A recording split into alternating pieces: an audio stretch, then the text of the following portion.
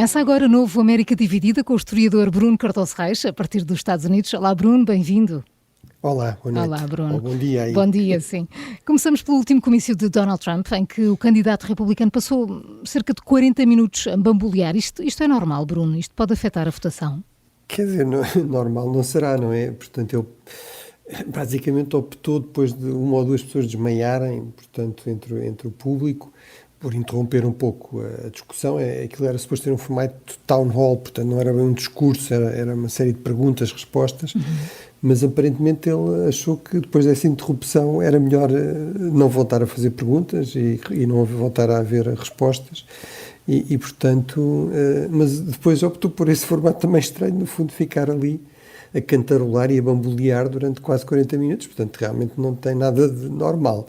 Eu diria, se fosse o Joe Biden, provavelmente era usado como exemplo de que ele estava xé-xé, portanto não estava bom para, não estava apto para ser presidente. No caso de Donald Trump, enfim, nós já estamos habituados um bocado a tudo, e ele também, no fundo, tem esta ideia, que provavelmente é verdadeira, que pode fazer tudo e o seu eleitorado continua a ser-lhe fiel, não é? Ele tem aquela expressão incrível, mas provavelmente verdadeira, ou com alguma verdade, que se poderia matar alguém na Quinta Avenida em Nova Iorque e os seus eleitores, os seus seguidores, no fundo é uma espécie de culto, não é, da personalidade para muitos republicanos, não deixaram de o apoiar, sim.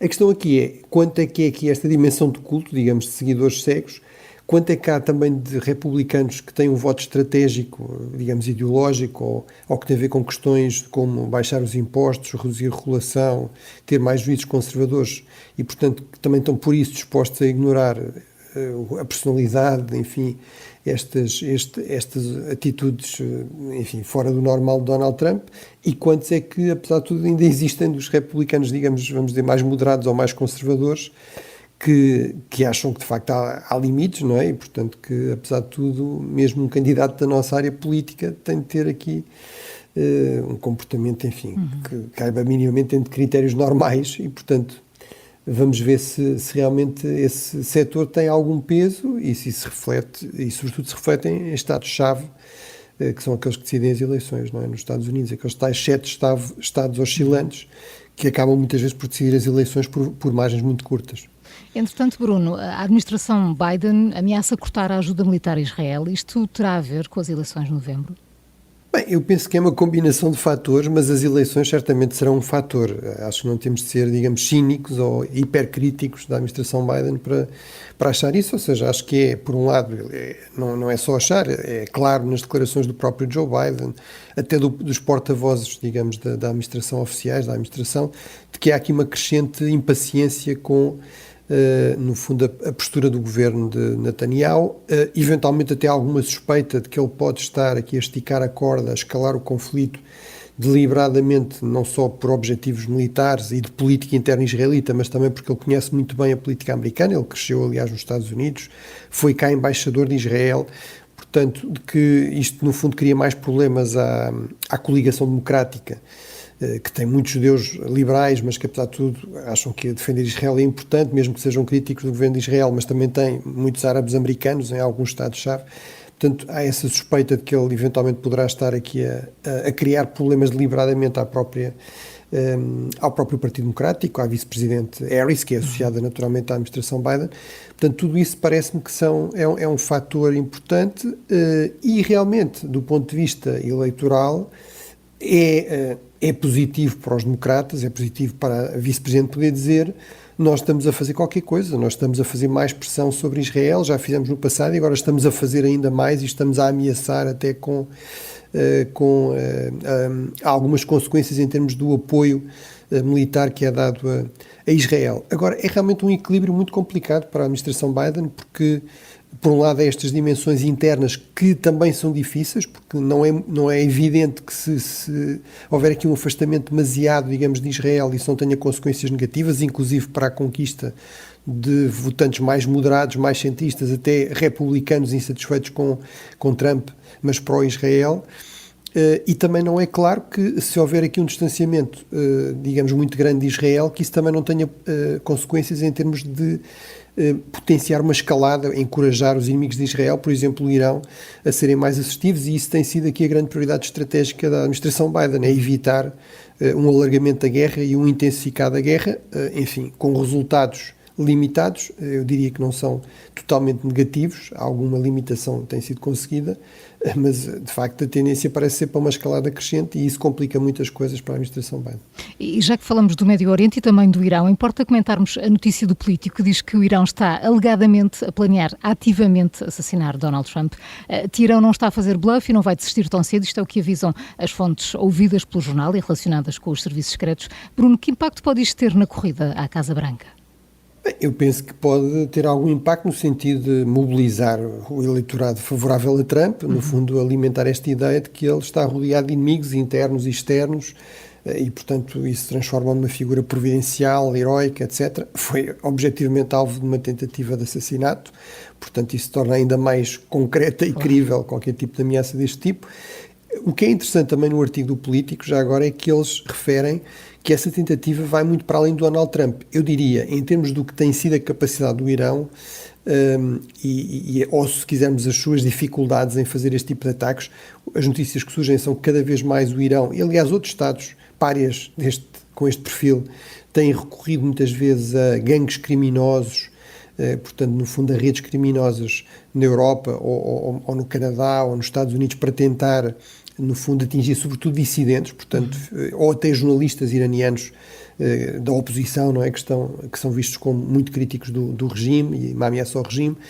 E, portanto, desse ponto de vista, Donald Trump está bastante mais bem protegido que esse tipo de pessoas. O grande problema é que realmente eles aparentemente também estão atrás de uma série de conselheiros de Trump, vários dos quais, aliás, diga-se, entraram entretanto em ruptura com ele. Talvez o mais conhecido seja alguém como John Bolton, por exemplo, muito hostil ao Irão, mas também muito hostil a Donald Trump, apesar de se manter muito conservador, ou por se manter muito conservador e claramente de direita, mas nesse caso realmente o problema é que é muito difícil proteger toda essa gente ao mesmo tempo, sobretudo quando o que está em causa não é agentes iranianos, portanto alguém que está claramente identificado com os serviços secretos iranianos, etc., entrar no país, organizar um ataque, mas é estes contactos usando, enfim, redes encriptadas, usando Bitcoin, etc., com redes criminosas que já estão no interior do país e que, no fundo, são contratadas para fazer esse serviço. E, portanto, isso torna a ameaça bastante mais perigosa, eu diria, potencialmente para Donald Trump, mas ainda mais para estes seus antigos conselheiros.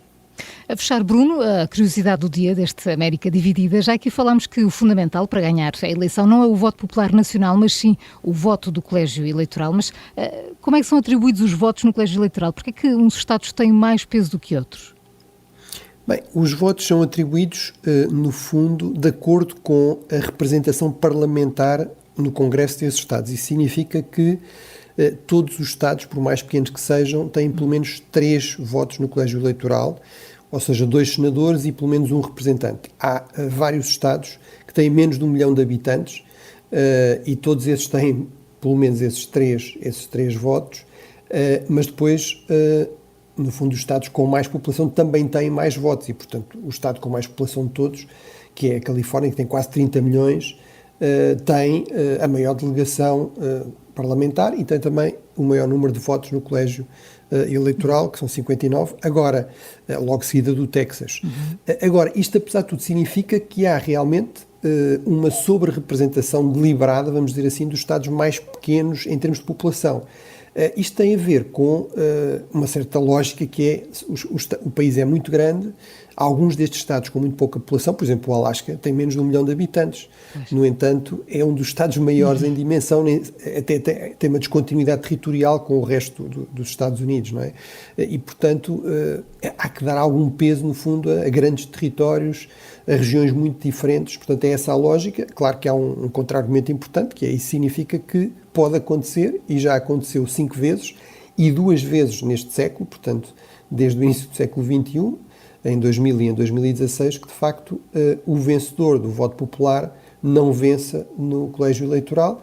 Apesar de tudo não acontece assim tanto, porque apesar de tudo há este fator, portanto não é uma coisa completamente aleatória, os Estados não têm todos o mesmo número de votos no colégio eleitoral, há realmente uma ponderação da população, mas apesar de tudo com esta tendência deliberada para garantir uma representação, um peso mínimo, digamos, para os Estados com menos população, que tipicamente são Estados mais rurais e que também tendencialmente nos últimos anos votam mais no Partido Republicano.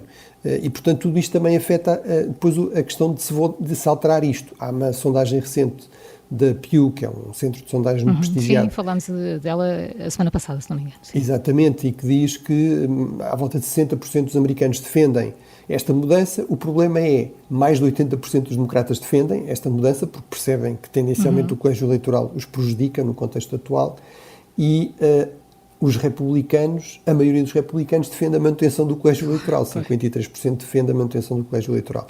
E, portanto, num contexto também muito polarizado, e em que, obviamente, são precisas supermaiorias nas duas câmaras do Congresso e no conjunto dos Estados para se fazer uma revisão constitucional nos Estados Unidos, isso é basicamente impossível, enfim, tanto quanto nós conseguimos perceber nos próximos anos. Bruno Cardoso Reis, a partir dos Estados Unidos, muito obrigada pela análise, Bruno. Até amanhã. Bom descanso. Até amanhã. Até amanhã. Obrigado.